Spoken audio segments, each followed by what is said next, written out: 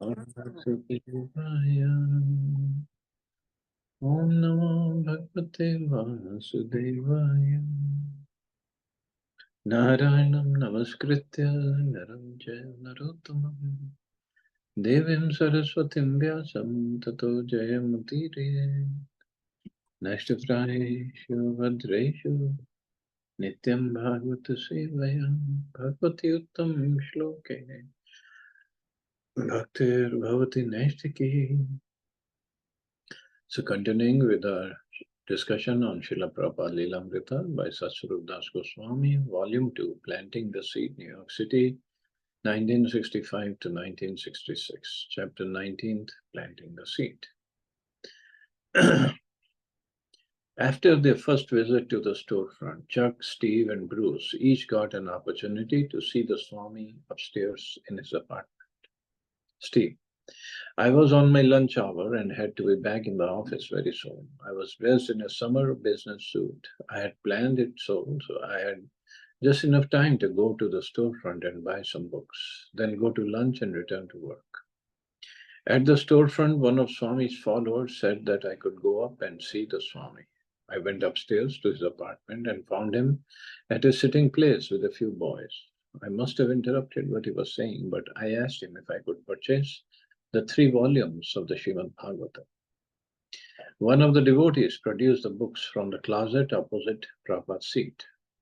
I handled the books. They were very special color, not usually seen in America, reddish, natural earth like a brick. And I asked him how much they cost. $6 each, he said. I took $20 out of my wallet and gave it to him. He seemed the only one to ask about the price of the books or give the money to, because none of the others came forward to represent him. They were just sitting back and listening to him speak. These books are commentaries on the scriptures, I asked, trying to show that I knew something about books. Swamiji said yes.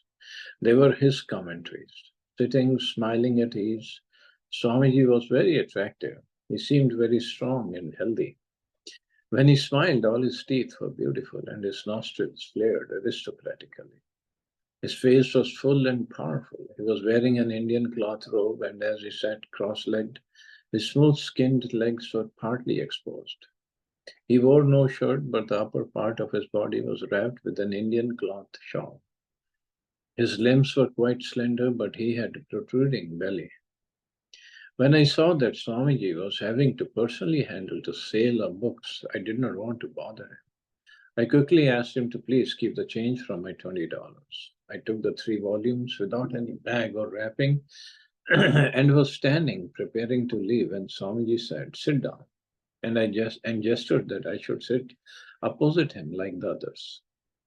He had said, "Sit down," in a different tone of voice. It was a heavy tone and indicated that now the sale of the books was completed and I should sit with the others and listen to him speak.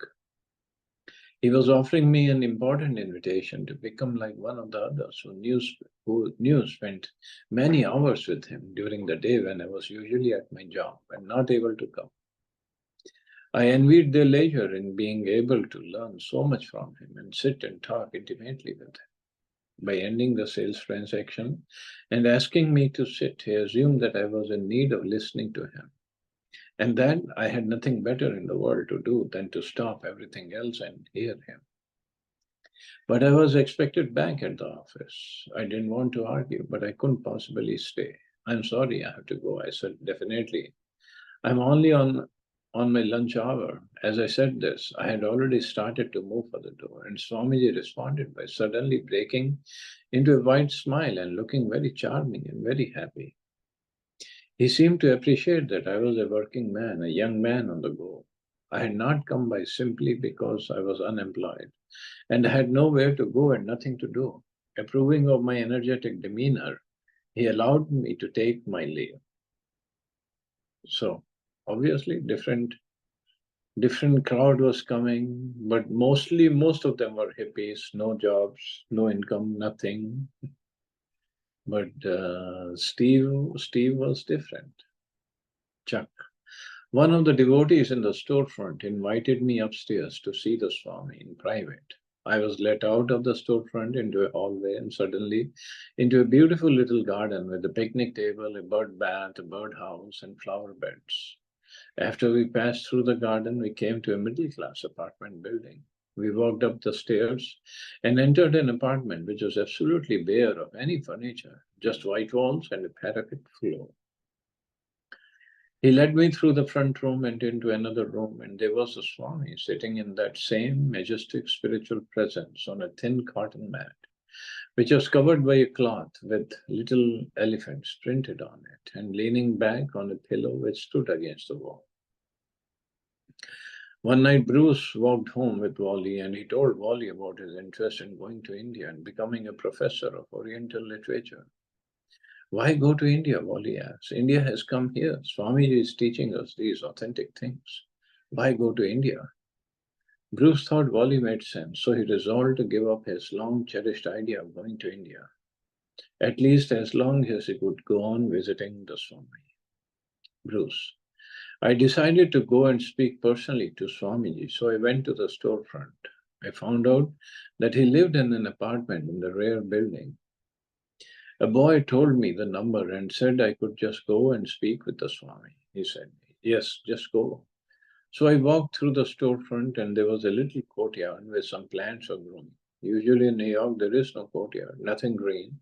But this was very attractive. And in that courtyard, there was a boy typing at a picnic table. And he looked very spiritual and dedicated. I hurried upstairs and rang the bell for apartment number 2C. After a while, the door opened and it was the Swami. Yes, he said, and I said, I would like to speak with you. He opened the door wider and stepped back and said, yes, come. We went inside together into his sitting room and sat down facing each other. He sat behind his metal trunk desk on a very thin mat, which was covered with a wooden blanket-like cover that had frazzled ends and elephants decorating it. He asked me my name and I told him it was Bruce. And then he remarked, in India during the British period, there was one Lord Bruce. And he said something about Lord Bruce being a general and engaging in some campaigns. I felt that I had to talk to the Swami to tell him my story and actually found him interested to listen. It was very intimate sitting with him in his apartment and he was actually wanting to hear about me. While we were talking, he looked up past me, high up on the wall behind me, and he was talking about Lord Chaitanya. The way he looked up, he was obviously looking at some picture or something, but with an expression of deep love in his eyes. I turned around to see what made him look like that. Then I saw the picture in the brown frame. Lord Chaitanya dancing in Kirtan. Inevitably, meeting with Prabhupada meant a philosophical discussion. Chuck, I asked him, can you teach me Raja Yoga? Oh, he said, here is Bhagavad Gita. He handed me a copy of the Gita. Turn to the last verse of the 6th chapter, he said, and read. I read the translation out loud. And of all yogis, he was worshipping me with faith and devotion I considered to be the best. I could not comprehend what faith and devotion meant. So I said, sometimes I'm getting some light in my forehead. That is hallucination, he said. So abruptly he said it. Although he did not strain his person, the words came at me so intensely that it completely shocked me. Raj means king yoga, he said, but this is emperor yoga. About bhakti yoga, this is what Prabhupada said. I knew he had attained such a high state not by using chemicals from a lab or by any Western speculative process. And this was certainly what I wanted. Are you giving classes? I asked. He said, yes, if you come at 6 in the morning, I'm giving classes in the Gita and bring some flower or fruit for the deity. I looked into the adjoining room, which was bare with wooden parquet floor, bare walls and a tiny table, and on the table was a picture of 5 human-like figures with their arms raised above their heads. Somehow, their arms and faces were not like any model that I had seen. I knew that the picture was looking at me. When I came out on the street in front of the storefront, There were few people standing around, and I said, I don't think I'm going to take LSD anymore. I said it loud to myself, but some other people heard me. Steve, I wanted to show my appreciation for spiritual India, so I presented to Swamiji that I had read the autobiography of Gandhi. It was glorious, I said. What is glorious about it? Swamiji challenged. When he asked this, there were others present in the room. Although I was a guest, he had no qualms about challenging me or having said something foolish. I searched through my remembrances of Gandhi's autobiography to answer his challenging question.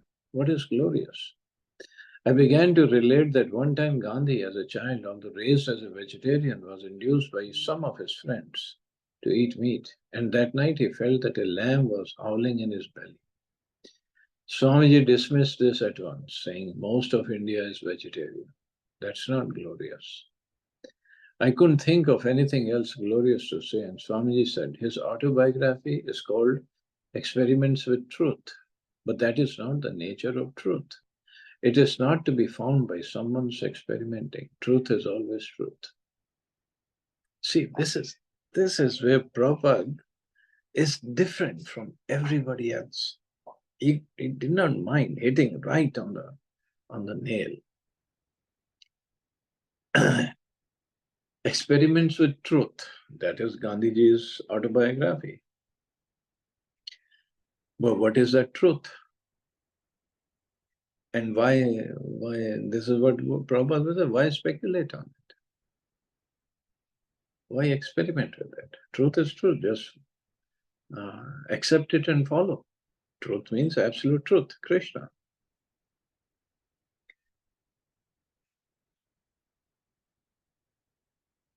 Why try to figure it out some other way, what truth is? It's not like my truth is different from your truth. Truth is only one. It is absolute. Although it was a blow to my ego, being exposed and defeated by Swamiji seemed to be a gain for me. I wanted to bring before him many different things for his judgment, just to see what he had to say about them. I showed him the paperback edition of Bhagavad Gita that I was reading and carrying it in my back pocket. He perused the back cover. There was a reference to the eternal faith of Hindus, and Swamiji began to take the phrase apart. He explained how the word Hindu was a misnomer and does not occur anywhere in the Sanskrit literature itself. He also explained that Hinduism and Hindu beliefs were not eternal. See, Sanatan is eternal. But things have changed. Bruce, after I talked about my desire for religious life, I began telling him about a conflict I had had with one of my professors in English literature. He was a Freudian, so he would explain the characters in all the novels and so on in a Freudian context and with Freudian terminology.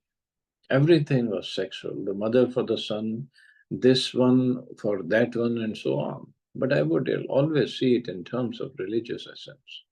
I would see it in terms of a religious impulse or some desire to understand God. I would write my papers in that context, and he would always say the religious can also be interpreted as Freudian. So I didn't do very well in the course. I was mentioning this to the Swami, and he said, your professor is correct. I was surprised. I am going to an Indian Swami, and he's saying that the professor was correct and that everything is based on sex and not religion. This kind of pulled the rug out from under me when he said that. Then he qualified what he had said. He explained that in the material world, everyone is operating on the basis of sex. Everything that everyone is doing is being driven by the sex impulse. So he said Freud is correct. Everything is on the basis of sex. Then he clarified what material life is and what spiritual life is. In spiritual life, there is a complete absence of sex desire. So this had a profound effect on me.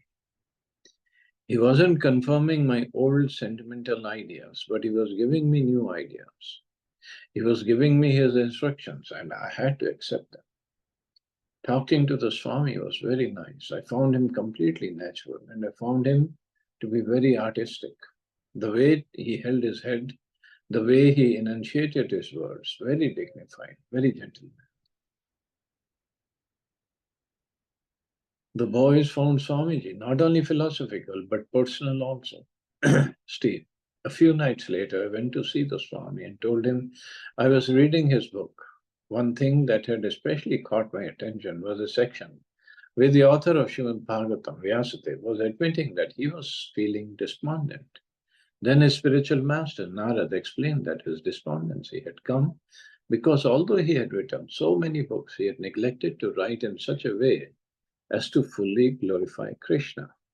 After hearing this, Vyasadeva compiled the Srimad Bhagavatam. When I read this, I identified with the fact that Vyasadeva was a writer because I considered myself a writer also. And I knew that I was also despondent. This was very interesting about the author Vyasadeva, I said. He wrote so many books, but still he was not satisfied because he had not directly praised Krishna. Although I had very little understanding of Krishna consciousness, Swamiji opened his eyes very wide, surprised that I was speaking on such an elevated subject from the Srimad Bhagavatam. He seemed pleased. Check. I had come by in the afternoon and Swamiji had given me a plate of prasad. So I was eating and the chili burned my mouth. Swamiji said, "Is it too hot?" "Yes," I said. So he brought me a tiny teacup with some milk. And then he took some rice off my plate and took a piece of banana and crushed it all up with his fingers and said, "Here, eat this. It will kill the action of the chilies." Bruce. There wasn't anything superficial about him, nor was he ever contrived, trying to make some impression. He was just completely himself. In the Swami's room, there was no furniture, so we sat on the floor. And I found this to be very attractive and simple. Everything was so authentic about him. Uptown at another Swami's place, we had sat on big stuffed living room chairs, and the place had been lavishly furnished. But here was a downtown Swami wearing simple cloth robes. He had no business suit on. He wasn't covering up a business suit with those saffron robes. And he wasn't affected as other Swami was. So I found myself asking him if I could be his student. And he said yes. I was very happy because he was so different from the other Swami. With the Uptown Swami, I was wanting to become his student because I wanted to get something from him. I wanted to get knowledge. It was selfishly motivated, but here I was actually emotionally involved. I was feeling that I wanted to become the Swami's student. I actually wanted to give myself because I thought he was great and what he was giving was pure and pristine and wonderful. It was a soothing balm for the horrible city life. Uptown, I had felt like a stranger. On one occasion, our conversation turned to my previous trip to India in 1962, and I began talking about how much it meant to me, how much it moved me. I even mentioned that I had made a girlfriend there. So we got to talking about that and told him that I had her picture. I was carrying the girl's picture in my wallet. So Swamiji asked to see. I took out the picture and Swamiji looked at it and made a sour face and he said, "Oh, she's not pretty. Girls in India are more beautiful than that." Hearing that from the Swami just killed my attachment I had for that girl. I felt ashamed that I had an interest in a girl that the Swami did not even consider pretty. I don't think I ever looked at the photograph again, and certainly I never gave her another thought. Prabhupada could do that also.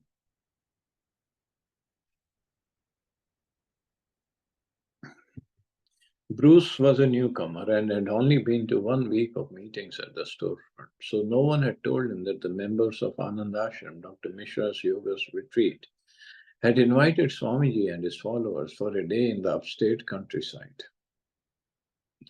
Bruce had just arrived at the storefront one morning when he heard someone announce, "The Swami is leaving," and Prabhupada came out of the building and stepped into a car. In a fit of anxiety, Bruce thought that the Swami was leaving them for good, for India. "No," Howard told him, "we are going to a yoga ashram in the country." But the other car had already left and there was no room in Swamiji's car. Just then Steve showed up. He had expected the boys to come by his apartment to pick him up. They both had missed the ride. Bruce phoned a friend up in Bronx and convinced him to drive them to Anand Ashram. But when they got to Bruce's friend's apartment, the friend had decided he didn't want to go. Finally, he lent Bruce his car, and Swamiji's two new followers set out for Anand Ashram. So Anand Ashram, up in the countryside, means it is little away from New York City, in the open area outside. By the time they arrived, Prabhupada and his group were already taking prasadam, sitting around a picnic table beneath the trees. Anand Ashram was a beautiful place with sloping hills and lots of trees and sky and green grass and a lake. The two latecomers came walking up to Swamiji, who was seated like the father of a family at the head of the picnic table. Keith was serving from a big wok onto the individual plates. When Prabhupada saw his two stragglers, he asked them to sit next to him, and Keith served them. Prabhupada took Steve's chapati and heaped it up with a mound of sugar, and Steve munched on the bread and sugar while everyone laughed. Prabhupada began talking somehow about lion tamers, and he recalled that once at a fair, he had seen a man wrestling with a tiger, rolling over and over it down a hill. The boys, who rarely heard Swamiji speak anything but philosophy, were surprised. They were delighted city kids taken to the country by the Guru and having a good time. Steve, I was walking with Swamiji across a long, gentle slope. I wanted to see and approve a picture of Radha and Krishna I had found in a small book, Narad Bhakti Sutra. I had planned to get a color reproduction of it to give to each of his followers. So as we were walking across the grass, I showed him the picture and asked him whether it was a nice picture of Radha and Krishna for reproducing. He looked at the picture, smiled, nodded, and said, yes.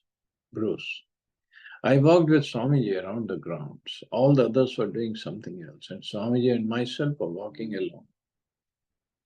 He was talking about building a temple there. He's always about temple. Prabhupada walked across the scenic acreage, looking at the distant mountains and forests, and Keith walked beside him.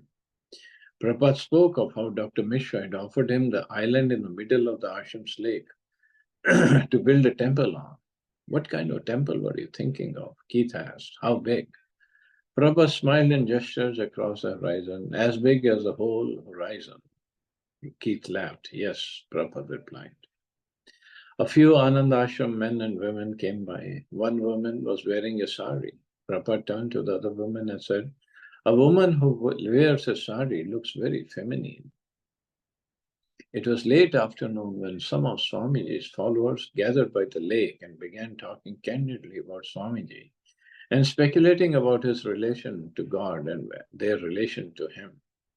Well, said Wally, Swami never claimed to be God or an incarnation, but he said that he is a servant of God, teaching love of God. But he says that the spiritual master is not different from God, said Howard. They stood at the edge of the mirrory, calm lake and concluded that it was not necessary to talk about this. The answers would be revealed later. None of them really had much spiritual knowledge, but they wanted their faith to deepen. Afterward, Keith, Wally, and Howard wandered into the meditation room. There was a seat with a picture of Dr. Mishra, who was away in Europe. But the most remarkable thing was a blinking strobe light. I feel like I'm in a head shop on St. Mark's Place, and said Wally, what kind of spiritual meditation is this? Howard asked. A Mishra follower wearing a white kurta and white bell bottoms replied that the Guru had said they could sit and meditate on this light. Swamiji says you should meditate on Krishna, said Keith. See, slowly, they're getting serious, they're making progress. And all because of association that Prabhupada was giving them. And obviously they're attending the classes, chanting, following Prabhupada's instructions.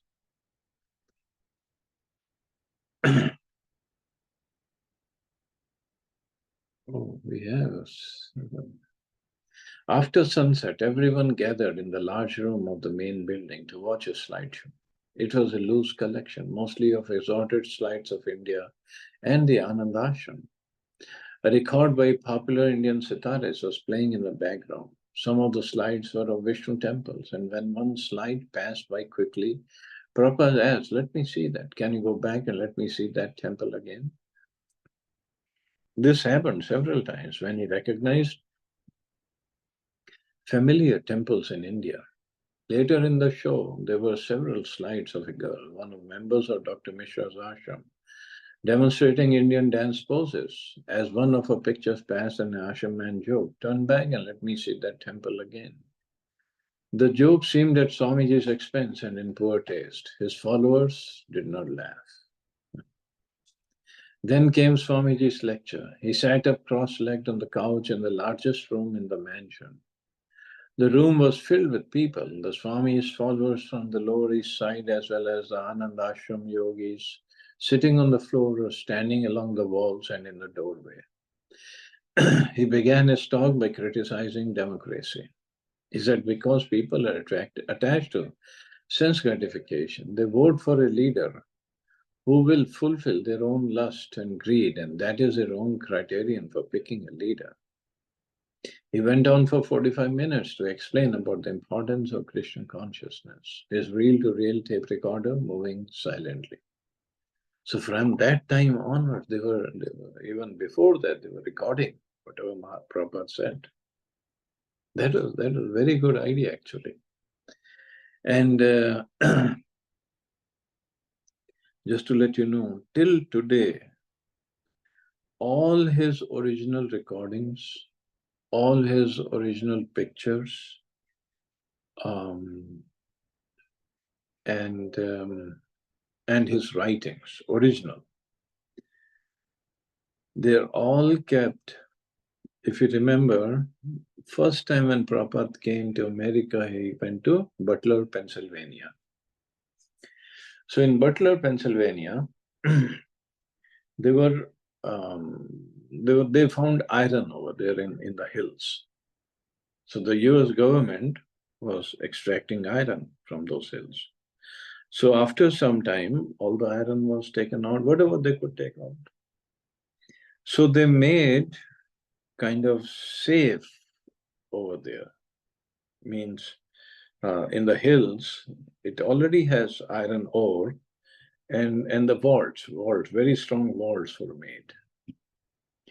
So devotees or ISKCON purchased one vault where they have kept all original Prabhupada's things, lectures, books, whatever. Original is kept over there. And it is said, even if it's hit by a missile, nothing will happen to that vault. So the idea was not to lose the original, keep them safe. So 45 minutes and everything was recorded. Then he led a kirtan that bridged all differences and brought out the best in everyone that night. Several nights before, in his apartment on 2nd Avenue, Prabhupada had taught his followers how to dance. They had formed a line behind him while he demonstrated the simple step. Holding his arms above his head, he would first swing his left foot forward, across the right foot, and then bring it back again in a sweeping motion. Then he would swing his right foot over the left and bring it back again. With his arms upraised, Prabhupada would walk forward, swinging his body from side to side, left foot to right side, right foot to left side, in time with the 1, 2, 3 rhythm. He had shown them the step in regular time, and in a slow half-time rhythm, Keith had called it the Swami step, as if it were a new ballroom dance. So it was famous Swami step, and devotees follow it while dancing in the kirtan. Prabhupada's followers began dancing, and soon the others joined them, moving around the room in a rhythmic circle of ecstasy, dancing, swaying, sometimes leaping and whirling. It was a joyous, hour-long kirtan, the Swami encouraging everyone to the fullest extent. A visitor to the ashram happened to have his string bass with him, and he began expertly turning out his own swinging bass improvisations beneath the Swami's melody, while other men played the tablas. The Anand Ashram members had been divided of late into two tense, standoffish groups. There was elderly crowd, similar to the old ladies who had attended the Swami's uptown lectures, and there was a young crowd, mostly hip couples. But in the kirtan, their riffs were forgotten, and as if discovered later, even healed. Whether they liked it or not, almost all of those present were induced to rise and dance. Then it was late. The Swami took rest in the guest room, and the boys slept outside in their sleeping bags. Okay, I guess we can stop here. See anybody has any questions or comments?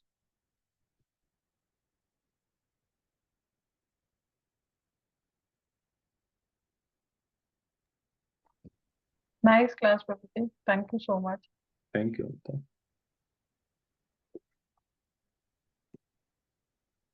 See, things are happening in Yes. ISKCON then. They're taking shape. Yes. And Prabhupada's few words are so distinct, मतलब इतना impact डालते हैं ना, just simple words, like Yeah.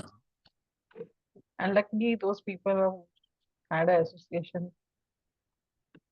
And Prabhuji, one thing more, like how direct Prabhupada was, not beating around the bush.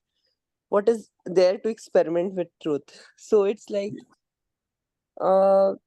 talking so straight. I don't know, means like it takes guts, lots of confidence, and we should be very much clear with the scripture so that we can actually confidently present it. So he had both the things. He had the conviction and he was able to say as it is. Yep. Yeah, that is true. Not beating around the bush. Yes, Prabhuji. We need to have a very clear mindset, very clear heart, clear thoughts. Yep. Then only you can do it. If you have a complicated this thing, then you can't.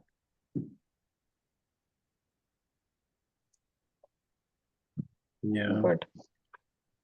Nice. Thank you, Prabhuji. So he was preaching, but at the same time, he wasn't trying to offend anybody. Huh. So he did Prabhuji, both. I He spoke find this the quality truth. in you also. I find this quality in you also. I'm You nobody. very nicely, I'm softly. nobody. But you have this means I find it very nicely. You don't you just speak out without just thinking. You just speak out the truth like that. So that's something which is really I think that every preacher should have this, like Prabhupada, like you. Not me. I'm nobody. Prabhupada, yes, he was speaking the truth. And he was heavy also. Later on, we'll see he will call everybody rascals, but still nobody was offended. That was the beauty of this. That was really amazing. Anyway, This I have seen in my Guru Mataji also and Gurudev. They just directly speak. They don't give a thought actually. They just speak out loud.